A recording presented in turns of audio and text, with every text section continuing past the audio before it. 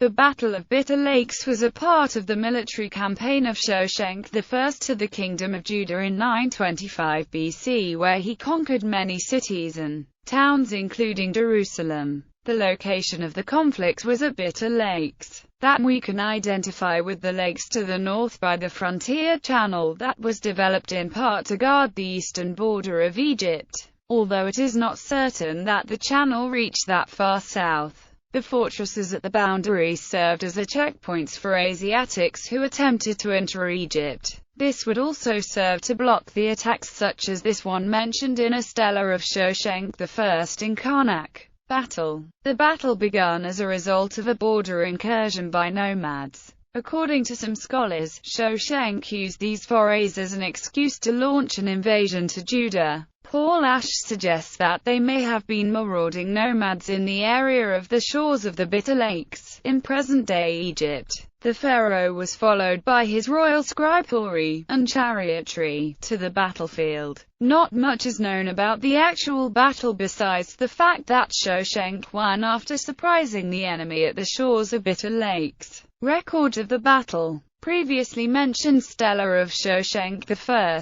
discovered at Karnak, mentions this much about the battle. Now, my Majesty found that they were killing army leaders. His Majesty was upset about the mess. His Majesty went forth, his chariotry accompanying him without knowing it. His Majesty made great slaughter among them. At the edge of the Bitter Lakes, a contemporary, Hori, had been a real royal scribe. Following the king at his incursions into the foreign lands, biblical Shishak, Sheshonq I is frequently identified with the Egyptian king Shishak, who, according to the books of Kings, invaded Judah in the time of King Jeroboam. The biblical record in 1 Kings chapter 14 and 2 Chronicles chapter 12 deal with Jerusalem's perspective on the attack, but the record of Sheshonq I gives greater detail of other battlegrounds.